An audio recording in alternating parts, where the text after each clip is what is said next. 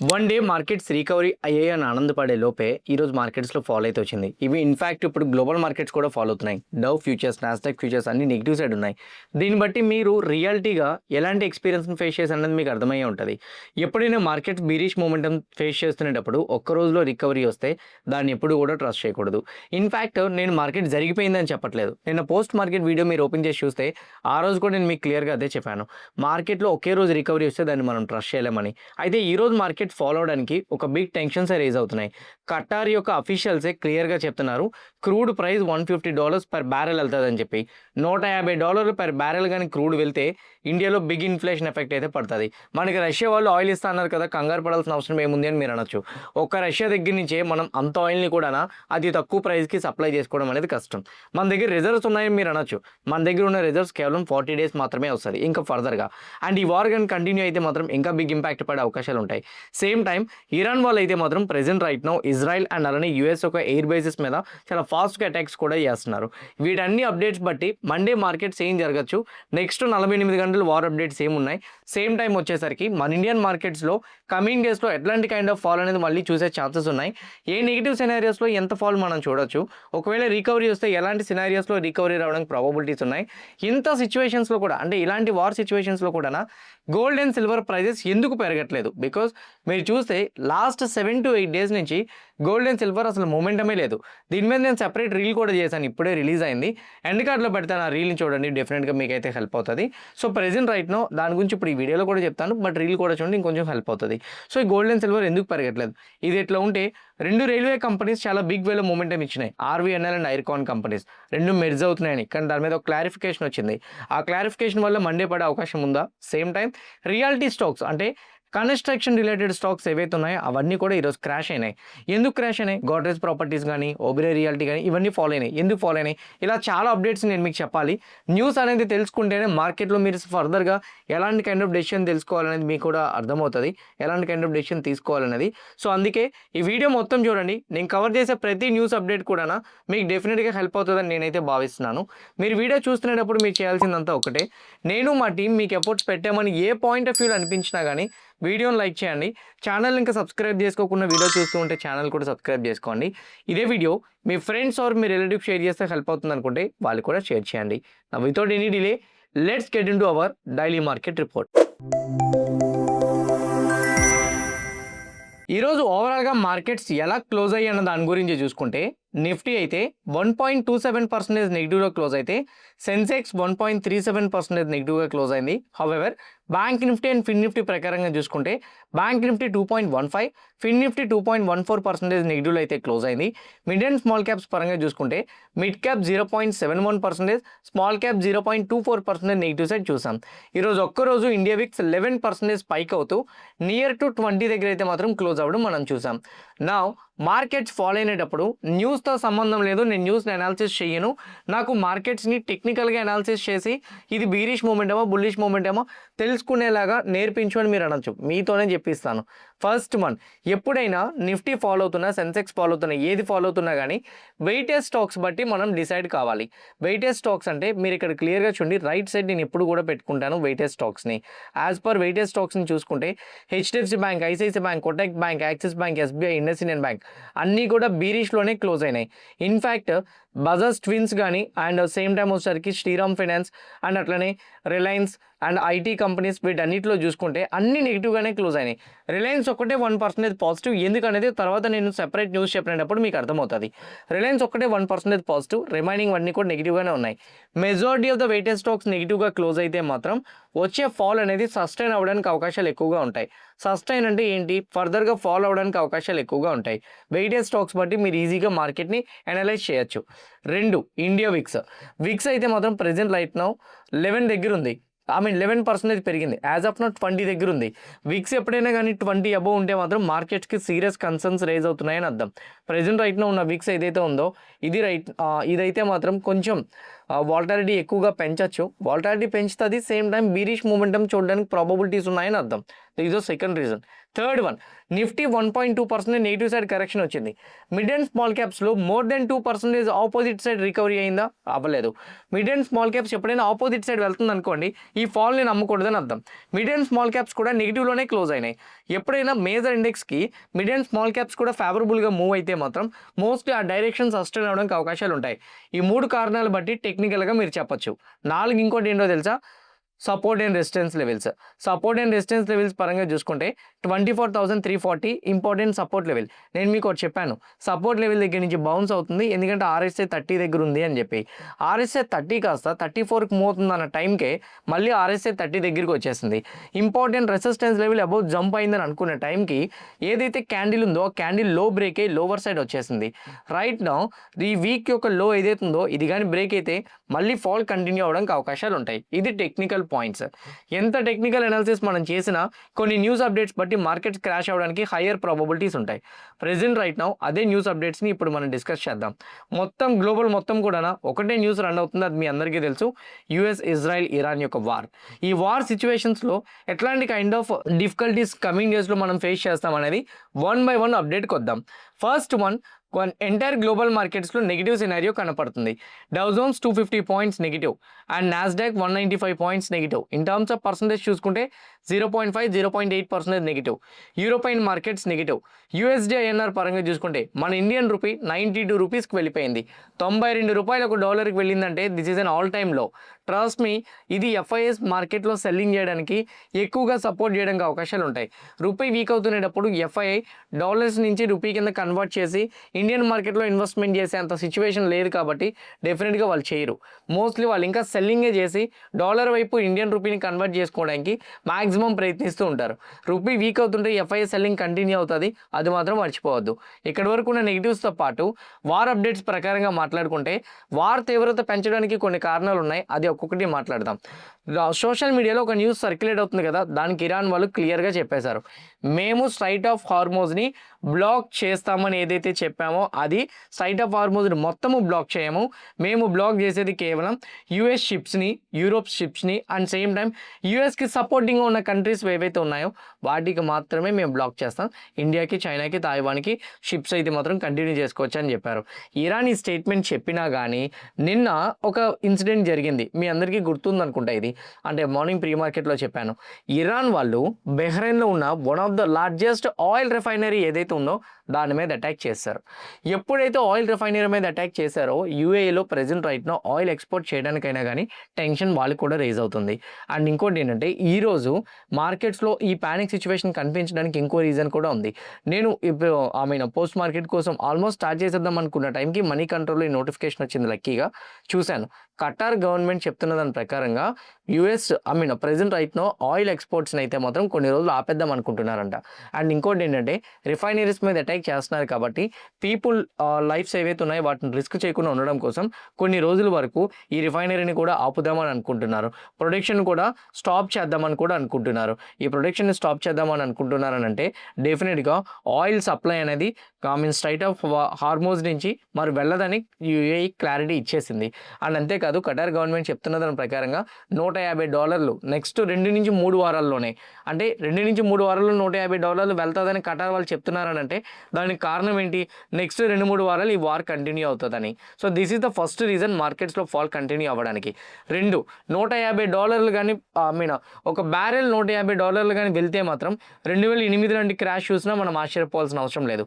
Russia oil మనకి ఇస్తానన్నది, దానికి US వాళ్ళు కూడా సపోర్ట్ చేశారు. మీరు ఇక్కడ క్లియర్గా చూడండి, US gives India 30-day waiver to buy Russian oil amid Iran war అని చెప్పేసి. ఇప్పుడు present right now Iran war tensions ఉండడం వల్ల సో US వాళ్ళు ఎటువంటి రిస్ట్రిక్షన్స్ పెట్టుకోకుండా రష్యా దగ్గర నుంచి మన ఆయిల్ కొనుక్కోమని చెప్తుంది. US మనకి సపోర్ట్ చేస్తుంది ఆయిల్ తక్కువ ప్రైస్కి కొనుక్కోవడానికి. కానీ ప్రపంచం మొత్తం మీద చూసుకుంటే ప్రైస్ అనేది అతి తక్కువగా రష్యా అనేది ఇవ్వలేదు. సో మేబీ డీల్ వల్ల మనకి ఇవ్వచ్చు కానీ బట్ లాంగ్ టైంలో అది కంటిన్యూ చేయడం కష్టం, ఎందుకంటే రష్యా కూడా ఎకనామిక్ పరంగా ఇంపాక్ట్ పడుతుంది. ఇది లాంగ్ టైం కంటిన్యూ అవ్వలేదు. సో షార్ట్ టైంలోని టెంపరీగా ఇష్యూస్ని సార్ట్అవుట్ చేయడానికి ఇట్లాంటివన్నీ సహకరించుకోవడానికి అవుతాయి. బట్ ఇవి లాంగ్ టర్మ్లో అయితే మాత్రం అలా సహకరించడం కుదరదు. ఇంకోటి ఏంటంటే ఆయిల్ ప్రైజెస్ పెరుగుతున్న మన ఇండియాలో కొంతవరకు పెట్రోల్, డీజిల్ ధరలు పెరగకుండా ఆపచ్చు. ఎలాగ ఆపచ్చో తెలుసా? యాజ్ ఆఫ్ ఆఫ్ నవ్ అయితే మాత్రం అంటే పెట్రోల్ డీజిల్ ధరలు పెరగకుండా ఆపడానికి ఇండియన్ గవర్నమెంట్ మేజర్గా పెట్రోల్ కంపెనీస్ మార్కెటింగ్ కంపెనీస్ ఉన్నాయి కదా, BPCL, IOCL, Hindustan and same time ఇవన్నీ కంపెనీస్ వీళ్ళకి చెప్తుంది. సో ఒకవేళ ఆయిల్ ప్రైజెస్ పెరిగినాయని అనుకో, ఓకే, లాస్ ఫేస్ చేయండి మీరు. సబ్సిడీ అనేది గవర్నమెంట్ సైడ్ నుంచి ఎవ్రీ ఫైనాన్షియల్ ఇయర్కి ఇస్తారు కదా, అది ఇస్తామని చెప్పేసి చెప్తారు. ఆయిల్ ప్రైజెస్ తగ్గినాయి అనుకోండి, సేమ్ ప్రైజే మెయింటైన్ చేయండి. తగ్గిన సేమ్ ప్రైస్ మెయింటైన్ చేసుకోండి. అప్పుడు ప్రాఫిట్ని ఇందులో వచ్చే ప్రాఫిట్ అందులో వచ్చిన లాస్ని మీరు బ్యాలెన్స్ చేసుకోవడానికి ఉపయోగపడుతుందని గవర్నమెంట్ ఒక అవకాశం ఇస్తుంది. అది కొంత ఎక్స్టెంట్ వరకు నా హ్యాండ్స్ ఎంత స్ట్రెచ్ అవుతాయో అంతవరకు నేను స్ట్రెచ్ చేయగలను, అంతకుమించి స్ట్రెచ్ చేయలేను కదా. ఆయిల్ కంపెనీస్ కూడా ఆ లాస్ని కొంతవరకు బేర్ చేయగలుగుతాయి. దానికి మించి లాస్ వస్తుంది అనుకోండి, ఇంకా మోస్ట్లీ ఆయిల్ ప్రైజెస్ని పెంచాల్సిందే వాళ్ళు. $150 కటార్ అనుకునేటట్టు వెళ్తే మాత్రం పెట్రోల్ డీజిల్ ధరలు అయితే మాత్రం భారీగా పెరగడానికి అవకాశాలు ఎక్కువగా ఉంటాయి. This the first point you have to understand. Second one, ఒకవేళ కానీ ఈ వీకెండ్లో యూఏఈలో ఇంకా ఆయిల్ రిఫైనరీస్వి చాలా బిగ్ ప్లాంట్స్ ఉన్నాయి. అందులో ఎక్కడైనా కానీ ఇంకా అటాక్స్ కానీ ఇరాన్ వాళ్ళు చేస్తే మాత్రం మండే బ్లడ్ బాత్ చూడడానికి అవకాశాలు ఎక్కువగా ఉంటాయి. This is the second point. Third one వచ్చేసరికి ఇరాన్ వాళ్ళు ప్రెజెంట్ రైట్ నౌ ఇజ్రాయెల్ యొక్క ప్రెసిడెంట్ మీద టార్గెట్ చేసినట్టు అప్డేట్స్ వస్తున్నాయి. ఎనీథింగ్ అక్కడ ఏదైనా కానీ సీరియస్ ఇంజురీ కానీ అక్కడున్న ప్రెసిడెంట్ నేతన్యాహు కానీ జరిగితే మాత్రం డెఫినెట్గా అదొక బిగ్ ఇంపాక్ట్ అవ్వడానికి అవకాశాలు ఎక్కువ ఉంటాయి. 99% నేతన్యాహు గారు ఎక్కడున్నారనేది కూడా ఎవరికీ తెలియదు. బట్ మేబీ ఒకవేళ ఇరాన్ వాళ్ళు కానీ యూస్ కానీ చేయగలిగితే ఆ హెల్ప్ కూడా మనం చూడొచ్చు. ఫోర్త్ వన్ ఇంకోటి కూడా ఉంది. ఈ వీకెండ్లో మీరు అబ్జర్వ్ చేయాల్సిన most important point, China Russia present right now ఇరాన్కి సపోర్ట్గా వస్తున్నట్టు ఎక్కడా కూడా స్టేట్మెంట్ లేదు. ఫర్దర్గా కానీ ఈ 2 డేస్లో ఇరాన్కి అండ్ ఇంకేదైనా కంట్రీస్ కానీ సపోర్టింగ్గా వస్తే మాత్రం మండే ఇంకా మార్కెట్స్లో క్రాష్ చూసే ప్రాబబిలిటీస్ ఉంటాయి. ఇవన్నీ కూడా న్యూస్ అప్డేట్సే. ఏది ఎప్పుడు ఏం జరుగుతుంది అనేది ఎవరు చెప్పలేరు. నేను కాదు, మీకు ఎటువంటి తోపు యూట్యూబర్ వచ్చి అలా జరిపోద్ది ఎలా జరిపోద్ది అని చెప్పినా నమ్మద్దు. బికాజ్ వార్ సిచ్యువేషన్స్లో ఎప్పుడు ఏంటి ఎలా ఏ టైంలో జరుగుతుంది అనేది చెప్పలేం. యాజ్ ఎ ట్రేడర్ ఆర్ ఇన్వెస్టర్గా మనం చేయాల్సిందంతా ఒకటే. ఒకవేళ ఇంట్రాడే ట్రేడింగ్ చేసుకుంటే higher strict stop loss maintain చేసుకోవాలి. ఒకవేళ ఇన్వెస్ట్మెంట్స్ చేసుకుందాం అనుకుంటే క్వాలిటీ స్టాక్స్ ఏవైతే ఉంటాయో ఈ టైంలో పడుతునేటప్పుడు బెస్ట్ ఆపర్చునిటీకి వస్తుంటాయి. అవి కూడా లార్జ్ క్యాప్ అయితే ఎవ్రీ 5% ఫాల్లో యాడ్ చేసుకోవడానికి ట్రై చేయాలి.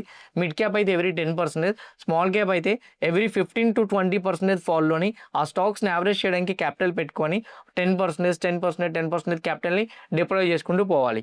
డబ్బులు లేవు అని అనుకుంటే మాత్రం హ్యాపీగా పోర్ట్ఫోలియోని పడుతుంటే దాన్ని అలా వదిలేయండి. దాన్ని అసలు చెక్ చేయడానికి ట్రై చేయొద్దు. మార్కెట్ పైన నా ఒపీనియన్ అయితే మాత్రం నెక్స్ట్ 48 అవర్స్ అయితే మాత్రం ఈ వార్ పరంగా అప్డేట్స్ని చెక్ చేయండి. అండ్ ఇందులో ఎక్కడైనా కానీ అన్సర్టెనిటీస్ రైజ్ అయితే మాత్రం ఇంకా ఫాల్ మనం చూడడానికి అవకాశాలు ఎక్కువగా ఉంటాయి. యాజ్ ఆఫ్ నా వీక్ మూమెంటం మార్కెట్లో కంటిన్యూ అవుతుంది కాబట్టి నేనైతే మాత్రం అయితే ఇష్యూస్ సార్ట్అవుట్ అయినంత వరకు పాజిటివ్ మూమెంటం తీసుకోవాలనుకోవట్లేదు. 2, మార్కెట్లో రీసెంట్గా వచ్చే ఫాల్లో 50% రికవరీ అయినంత వరకు పాజిటివ్గా తీసుకోను. 3, ఇండియా వీక్స్ లెస్ దెన్ 15కి వచ్చినప్పుడు మార్కెట్ పాజిటివ్ సైడ్ టర్న్ అయినాయని కన్ఫర్మేషన్స్కి వెళ్తాను. ఈ 3 కారణాలు బట్టి మార్కెట్ మీద నా ఒపీనియన్కి అయితే మాత్రం వెళ్తాను. ఇంకేమైనా ఉంటే మాత్రం డెఫినెట్గా వీక్లీ వీడియో చేస్తాను కదా, అందులో మీకు ఎక్స్ప్లెయిన్ చేస్తాను. గోల్డ్ అండ్ సిల్వర్ పరంగా అంటారా, ఈరోజు క్లోజ్ అయిపోయింది, మళ్ళీ మండేనే ఓపెన్ అవుతుంది. మీరు demat accounts normal regular demat accounts ఉంటాయి. కానీ మీకు చెప్పాను కదా, రెగ్యులర్గా మీరు ట్రేడ్ చేసుకుందాం అనుకుంటే కింద కామెంట్ బాక్స్లో నేను డెల్టా ఎక్స్చేంజ్ రెఫరల్ లింక్ ఇచ్చాను. ఆ లింక్ క్లిక్ చేసి మీరు అకౌంట్ ఓపెన్ చేసుకుంటే 24/7 గోల్డ్లో సిల్వర్లో మీరు ట్రేడ్ చేసుకోవచ్చు. ఇక్కడ లింక్ ఉంది, మీరు క్లిక్ చేసి ఓపెన్ చేసుకోండి. 50 times లెవరేజ్ వస్తుంది. పెర్పెచువల్ బాండ్స్ జనవరి, ఫిబ్రవరి, మార్చ్ అంటే మంత్లీ ఫ్యూచర్స్ లెక్క కాదు, సేమ్ ఫ్యూచర్స్ కాంట్రాక్ట్సే విత్ లెవరేజ్తో మీరు లైఫ్ లాంగ్ హోల్డ్ చేసుకోవచ్చు. కానీ వితౌట్ లెవరేజ్ అయినా కానీ మీరు లైఫ్ లాంగ్ హోల్డ్ చేసుకోవడానికి బాగుంటుంది. ఇంట్రాడే ట్రేడింగ్ ఏ టైంలోనైనా చేసుకోవడానికి మీకు ఇదైతే హెల్ప్ అవుతుంది. సో లింక్ కింద ఉంది, క్లిక్ చేసి మీరు అకౌంట్ ఓపెన్ చేసుకోవచ్చు. నా గోల్డ్ అండ్ సిల్వర్ ప్రైజెస్ ఎందుకు న్యూట్రల్గా ఉన్నాయి, పెద్దగా పెరగట్లేదు. కారణాలు అయితే మాత్రం రెగ్యులర్గా మాట్లాడుకున్న డిస్కషన్సే. సెంట్రల్ బ్యాంక్స్ ఇప్పుడు రైట్ నో సెంట్రల్ బ్యాంక్స్ అయితే గోల్డ్ అండ్ సిల్వర్లో అగ్రెసివ్గా కొనడం కొంచెం పాజ్ చేసిందని డేటా అయితే కనపడుతుంది. 2, డాలర్ స్ట్రెంథెన్ అవుతుంది. డాలర్ స్ట్రెంథెన్ అయినప్పుడు గోల్డ్ అండ్ సిల్వర్లో డిమాండ్ అనేది కనబడదు. 3, ఇంట్రెస్ట్ రేట్స్ని ఇదే వార్ సిచ్యువేషన్స్ కంటిన్యూ అయితే ఇంట్రెస్ట్ రేట్స్ని పెంచరండి, తగ్గించరు. ఇంట్రెస్ట్ రేట్స్ తగ్గించకపోతే మాత్రం మోస్ట్లీ గోల్డ్ అండ్ సిల్వర్లో ఇన్వెస్ట్మెంట్స్ వెళ్ళవు. So that is and third one. And ఇంకోటి ఏంటి అంటే గోల్డ్ అండ్ సిల్వర్ లాస్ట్ 1.5 yearలో హెవీగా రియాక్ట్ అవ్వడంతో ఇప్పుడు ప్రెజెంట్ రైట్నో గోల్డ్ అండ్ సిల్వర్లో మూమెంటం కూడా మనకి కనిపించట్లేదు. ఇది గోల్డ్ అండ్ సిల్వర్ పరంగా అప్డేట్ అయితే మాత్రం. నౌ ఇంపార్టెంట్ స్టాక్స్ పరంగా మనం మాట్లాడాల్సినవి ఉన్నాయి, వాటి గురించి 1 by 1 డిస్కస్ చేద్దాం. ఈరోజు రిలయన్స్ ఎందుకు 1% పెరిగింది? ప్రెజెంట్ రైట్నో రిలయన్స్కి ఈ స్ట్రైట్ ఆఫ్ హార్మోజ్ నుంచి ఆయిల్ సప్లై అనేది తగ్గిపోతే రిలయన్స్కి రిఫైనరీ చేసుకోవడానికి ఆయిల్ అనేది పెద్దగా ఉండదు. ఇప్పుడు క్రూడ్ అనేది రైట్నో రష్యా దగ్గర నుంచి ఆయిల్ ఇస్తామని ఏదైతే రష్యా గవర్నమెంట్ చెప్పిందో మేబీ రిలయన్స్కి అయితే మాత్రం అది పాజిటివ్గానే టర్న్ అవుతుంది. ఎందుకంటే ఆయిల్ అనేది అతి తక్కువ ప్రైస్కి రష్యా దగ్గర నుంచి వస్తుంది కాబట్టి తక్కువ ప్రైస్కి వీళ్ళు తెచ్చుకొని అది రిఫైన్ చేసుకొని మార్కెటింగ్ కంపెనీస్కి అమ్ముతారు. మార్కెటింగ్ కంపెనీస్ ఐఓసిఎల్, బీపీసీఎల్ ఇట్లాంటివి ఉన్నాయి కదా, వాటికి అమ్ముతారు అనమాట. రైట్ నౌ ఇది రిలయన్స్ కంపెనీకి అయితే మాత్రం మనం పాజిటివ్గా తీసుకోవచ్చు. అందుకే హయ్యర్ సైడ్ మూవ్ అయింది. కొంతమంది రేటింగ్ ఏజెన్సీస్ కూడా ఈ కంపెనీ మీద పాజిటివ్ టార్గెట్ని అయితే ఇవ్వడం జరిగింది. నెక్స్ట్ వన్, రియాలిటీ ఇండెక్స్ ఎందుకు పడింది? సో లైక్ వార్తో సంబంధం ఏంటి అని మీరు అడగచ్చు. రియాలిటీ సెక్టర్లో ఉన్న స్టాక్స్ ఏంటండి? Godrej Properties, Prestige Estates, Lodha Developers, Phoenix Mills, DLF ఇలాంటి కంపెనీస్ అన్ని రియల్ ఎస్టేట్ కంపెనీస్. బేసిక్గా రియల్ ఎస్టేట్ కంపెనీస్ చేసే బిజినెస్ ఏంటండి? రెసిడ్యువల్ అపార్ట్మెంట్స్, పెద్ద పెద్ద అపార్ట్మెంట్లు గేటెడ్ కమ్యూనిటీలు బిల్ చేస్తారు. వాళ్ళు బిల్ చేసి పెద్ద పెద్ద ఐటీ ఎంప్లాయీస్కో లేకపోతే ఏదైనా ఎంప్లాయీస్కి వాళ్ళు హౌస్ని సేల్ చేస్తారు, ప్రాపర్టీని సేల్ చేస్తారు. ఆ ఫ్లాట్ సేల్ చేసేటప్పుడు ఒకేసారి అంత డబ్బులు పెట్టి వాళ్ళు కొనరు. ఏం చేస్తారు? ఈఎంఐ పెట్టి కొనుక్కుంటారు. వార్ జరుగుతున్నప్పుడు ఏం జరుగుతుంది? వార్ జరుగుతున్నప్పుడు ఆయిల్ ప్రైజెస్ పెరిగిపోతుంటాయి. ఆయిల్ ప్రైజెస్ పెరిగిపోతే ఇండియాలో ఇన్ఫ్లేషన్ పెరుగుతుంది. ఇండియాలో ఇన్ఫ్లేషన్ పెరిగిందనుకోండి, ఆటోమేటిక్గా ఇంట్రెస్ట్ రేట్స్ని కట్ చేయరండి. ఇన్ఫ్లేషన్ పెరిగితే ఇన్ఫ్లేషన్ కంట్రోల్ చేయడం కోసం ఇంట్రెస్ట్ రేట్స్ని పెంచుతారు. ఇంట్రెస్ట్ రేట్స్ని పెంచారంటే హోమ్ లోన్ తీసుకునే వాళ్ళ సంఖ్య తగ్గిపోతుంది. హోమ్ లోన్ తీసుకునే వాళ్ళ సంఖ్య తగ్గిపోతే రియల్ ఎస్టేట్కి మేజర్ ఎఫెక్ట్ పడుతుంది. అది అందుకే real estate related companies, construction related companies, infra related companies అన్నీ కూడా ఫాలో అయినాయి. ఎందుకంటే ఈ కంపెనీస్కి సేల్ పక్కన పెడితే వీళ్ళు కూడా లోన్స్ తీసుకోవాలి. వీళ్ళకు కూడా ఇంట్రెస్ట్ రేట్స్ పెరిగిపోతుంటాయి కాబట్టి అందుకే ఈ స్టాక్స్లో, ఈ ఇండెక్స్లో ఉన్న స్టాక్స్ అన్నీ కూడా హెవీగా కరెక్షన్ అవ్వడం కనిపించింది. 1 or 2 days అయితే కొంచెం నార్మల్గానే రియాక్ట్ అయింది. కానీ ఎప్పుడైతే ఇష్యూ కొంచెం సీరియస్గా మారుతుందో ఆటోమేటిక్గా ఈ స్టాక్స్లో హెవీ ఫాల్ అయితే మాత్రం వచ్చింది. ఆర్వీఎన్ఎల్ 7% ఒక్కొక్క టైంలో పెరిగింది. Ircon company 10%, Jupiter wagon 10%, Texmaco rail almost ఒక 10% పెరిగింది. ఇవన్నీ ఇంతలా ఎందుకు పెరిగిపోయినాయి అంటే ఈరోజు రైల్వే మినిస్టర్ ఒక న్యూస్ అప్డేట్ ఇచ్చారని సోషల్ మీడియాలో పోస్ట్ జరిగింది. అదేంటంటే ఆర్వీఎన్ఎల్, ఐర్కాన్ కంపెనీ రెండు మెర్జ్ అవబోతున్నాయి, దానికి ప్రపోజల్స్ రెడీ చేస్తున్నామని చెప్పి. కానీ అదొక జస్ట్ బేస్లెస్ ఎలిగేషన్ అని చెప్పేసి ప్రజెంట్ రైట్ నౌ అయితే మాత్రం అది ఇంకా కన్ఫర్మ్ అవ్వలేదు. ఏ కంపెనీ దగ్గర నుంచి కూడా అఫీషియల్ సోర్సెస్ బట్టి ఇన్ఫర్మేషన్ రాలేదు. దానివల్ల ఇది అఫీషియల్ సోర్స్ కాదని చెప్తున్నారు. ఒకవేళ ఇది అఫీషియల్ సోర్స్ కాదని ఈవెన్ రైల్వే మినిస్టర్ కూడా క్లారిటీ ఇచ్చేస్తే మాత్రం మండే ఎంతైతే పెరిగిందో అందులో 50% అయినా మండే ఫాలో అయిపోవడానికి అవకాశాలు అయితే ఉంటాయి. This is another update. Next, United Spirits company ఈరోజు అప్సైడ్ మూవ్ అయింది. United Breweries company upside move అయింది. యునైటెడ్ స్పిరిట్స్, యునైటెడ్ బ్రెవరీస్ ఈ కంపెనీస్ అన్ని ఏం చేస్తాయండి? మీ అందరికీ తెలుసు కదా, బియర్స్, ఓకే, ఆల్కహాల్, విస్కీ ఇట్లాంటికే ప్రజెంట్ రైట్నో ఆల్కహాల్స్ అన్ని తయారు చేస్తాయి. ఈ కంపెనీస్ పెరగడానికి కారణం ఏంటంటే ఈరోజు కర్ణాటక గవర్నమెంట్ ఒక డెసిషన్కి వచ్చింది. Karnataka government alcohol in beverage based excise డ్యూటీస్ని తీసుకొచ్చింది. సింపుల్ అండ్ షార్ట్లో క్లియర్గా చెప్తాను. కర్ణాటక గవర్నమెంట్ వాళ్ళు ఆల్కహాల్కి రేట్స్ని ఎక్కువ ప్రైజెస్ని పెంచకుండా ఉండడానికి కొన్ని లిమిట్స్ పెట్టారు. అంటే లెట్స్ సే ఎగ్జాంపుల్, ఒక బీర్ 200 అనుకోండి, మీరు 200 మించి ఎక్కువ పెంచకూడదు అని ఒక లిమిట్ పెట్టింది. అది ఇంతకు ముందు.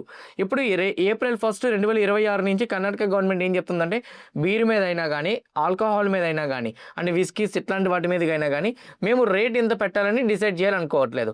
ఎంతైనా మీరు పెట్టుకోండి, అవకాశాన్ని మీకే ఇచ్చేస్తున్నామని చెప్పారు. That is the first one. Second one, beer బట్టి లేకపోతే ఆల్కహాల్ బట్టి ఏదైనా కాస్ట్ మీద జిఎస్టీ వేసేసేవారు. జిఎస్టీ కాదు, ఎక్సైజ్ డ్యూటీ. ఇప్పుడు present right now Karnataka government ఏం చెప్తుందంటే ఆల్కహాల్ పర్సంటేజ్ బట్టి ఎక్సైజ్ డ్యూటీ వేస్తామని చెప్తున్నారు. బియర్లో ఆల్కహాల్ కంటెంట్ తక్కువ ఉంటుంది, సో తక్కువ ఎక్సైజ్ డ్యూటీ ఉంటుంది. విస్కీలో ఆల్కహాల్ పర్సంటేజ్ ఎక్కువ ఉంటుంది, సో దానికి వచ్చేసరికి present right now excise duty ఎక్కువ ఉంటుంది అనమాట. సో ఇట్లా డెసిషన్స్ తీసుకుంటామని కర్ణాటక గవర్నమెంట్ వచ్చేసరికి ఆల్కహాల్ ఇన్ బెవరేజ్ అని చెప్పేసి న్యూ ప్లాన్ ఇంట్రడ్యూస్ చేసింది. అందువల్ల కర్ణాటకలోని ఎక్కువగా ఆల్కహాల్ ప్రొడ్యూస్ చేసే కంపెనీస్ ఏవైతే ఉన్నాయో, ఆల్కహాల్ ఎక్కువగా సేల్ చేసే కంపెనీస్ ఏవైతే ఉన్నాయో, లైక్ తిలక్ నగర్ ఇండస్ట్రీస్ కానీ, మెక్డోవల్స్ యునైటెడ్ స్పిరిట్స్ కంపెనీ కానీ, ఇట్లాంటి మేజర్ కంపెనీస్ ఏవైతే ఉన్నాయో అవన్నీ కూడా హయ్యర్ సైడ్ మూవ్ అవడం అయితే మాత్రం మనం చూడగలిగాం. On the other side GRSE అంటే garden reach ship builders engineering company ఈరోజు అప్సైడ్ మూవ్ అయింది కదా. Majority of the defence companies కూడా మూవ్ అయినాయి. దానికి రీజన్ జిఆర్ఎస్సి కంపెనీ వాళ్ళు భారత్ ఫోర్స్ కంపెనీతో ఎంఓయూ అయితే మాత్రం సైన్ చేసుకున్నారు. అంతేకాదు ఇంకో అప్డేట్ కూడా ఉంది. వార్ సిచ్యువేషన్స్ వల్ల ప్రెజెంట్ రైట్ నౌ అయితే మాత్రం రాజ్నాథ్ సింగ్ గారు చెప్తున్నది ఏంటంటే యాజ్ ఆఫ్ నౌ డిఫెన్స్ పరంగా ఇంకా బడ్జెట్ని పెంచుకోవాలనుకుంటున్నాం. అండ్ అంతేకాదు కొన్ని ఎంఓయూస్ కూడా జరుగుతున్నాయి. అండ్ మోస్ట్లీ కరెంట్లీ అయితే మాత్రం స్పెషల్ ఫోకస్ కూడా మేము పెట్టబోతున్నాం అని చెప్పారు. ఇప్పుడే కాదు, ఎప్పుడైనా యుద్ధాలు జరిగినప్పుడు డిఫెన్స్ పరంగా ఇంకా ఎక్కువ ఇన్వెస్ట్మెంట్స్ చేస్తారు. ఎందుకంటే ఆ వార్ ఎప్పుడు ఏ డెసిషన్ తీసుకునేలా చేస్తుందో చెప్పలేము కాబట్టి. అందుకే వార్ జరిగినప్పుడు డిఫెన్స్ రిలేటెడ్ కంపెనీస్ అన్నీ కూడా పాజిటివ్ సైడ్ మూమెంటమే ఇస్తాయి. ఇండిగో కంపెనీ 2.4% డిక్లైన్ వచ్చింది. ఇండిగో 2.4% డిక్లైన్ రావడానికి యూబీఎస్ వాళ్ళు ఇచ్చిన అప్డేటే. యూబీఎస్ వాళ్ళు ఇప్పటికీ కూడా రికమెండేషన్ బైనే హోల్డ్ చేస్తున్నారు. ఈ కంపెనీ మీద ఎర్లీగా ఉన్న టార్గెట్ అయితే 6,170. ఇప్పుడు రైట్ నో టార్గెట్ ప్రైస్ని 5,480కి ప్రెజెంట్ రైట్ నో అయితే మాత్రం తగ్గించారు. వాళ్ళు ఎందుకు తగ్గించారంటే యాజ్ ఆఫ్ నో ఇండిగోకి అయితే మాత్రం ఫ్యూయల్ పరంగా ప్రెజర్ పెరుగుతుందని చెప్తున్నారు. $2 వీక్ అవుతుంది, రూపీ వీక్ అవుతుంది. ఈ రూపీ వీక్ అవడం వల్ల మీడియం టైంలో కొన్ని హెడ్ వైన్స్ కనపడతాయని కూడా చెప్తున్నారు. ఇంటర్నేషనల్ పరంగా చాలా ఫ్లైట్స్ స్టాప్ అయ్యాయని కూడా చెప్తున్నారు. అందువల్ల ఇండిగోకి షార్ట్ టర్మ్లో ప్రెజర్ ఉంటుంది. లాంగ్ టర్మ్లో వాళ్ళు ఎలానో దాన్ని సాల్వ్ చేసుకోగలుగుతారు. బట్ షార్ట్ టర్మ్లో ప్రెజర్ ఉంటుందని ఇండిగో కంపెనీ మీద నెగిటివ్ రేటింగ్ అయితే ఇచ్చారు. Next one delivery company. ఈరోజు డెలివరీ మీద మోటిలాల్ ఒస్వాల్ వాళ్ళు బై రికమెండేషన్ ఇస్తూ టార్గెట్ ప్రైస్ని 580కి పెంచారు. ఉన్న దగ్గర నుంచి ఆల్మోస్ట్ 60% ప్రైస్ పెంచడానికి కారణం ఏంటంటే కంపెనీకి సేల్స్ నెక్స్ట్ 3 ఇయర్స్లో 14% పెరుగుతాయని, ఎబిటా 44%, అలానే ప్రాఫిట్ ఆఫ్టర్ ట్యాక్స్ ఏజియర్ అయితే 54% పెరుగుతుందని కూడా చెప్తున్నారు. స్ట్రాంగ్ మూమెంటం వీళ్ళకి కంటిన్యూ అవుతుందని కూడా పాజిటివ్గా అయితే మాత్రం డిస్కస్ చేయడం జరుగుతుంది. ఇవి మేజర్గా ఉన్న న్యూస్ అప్డేట్స్ అయితే. హోప్ క్లియర్ కట్గా నేను చెప్పిన ఎవ్రీ న్యూస్ అప్డేట్ మీకు హెల్ప్ అయింది అనుకుంటున్నా. న్యూస్ అప్డేట్స్ హెల్ప్ అయినాయి and each and every points కూడా మీకు అర్థమైనాయి అని అనుకుంటే డెఫినెట్గా వీడియోని లైక్ చేయండి. ఛానల్ ఇంకా సబ్స్క్రైబ్ చేసుకోకుండా వీడియో చూస్తూ ఉంటే ఛానల్ కూడా సబ్స్క్రైబ్ చేసుకోండి. ఇదే వీడియో మీ ఫ్రెండ్స్ ఆర్ మీ రిలేటివ్ షేర్ చేస్తే హెల్ప్ అవుతుంది అనుకుంటే వాళ్ళు కూడా షేర్ చేయండి. See all in the next coming news updates in the weekly analysis. Happy weekend everyone. Bye bye.